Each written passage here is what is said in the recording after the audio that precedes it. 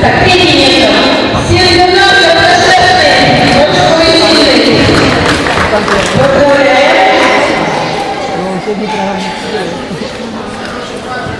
Второе место. Гидолян Гидоляковка. Ну и проведение лучших видео.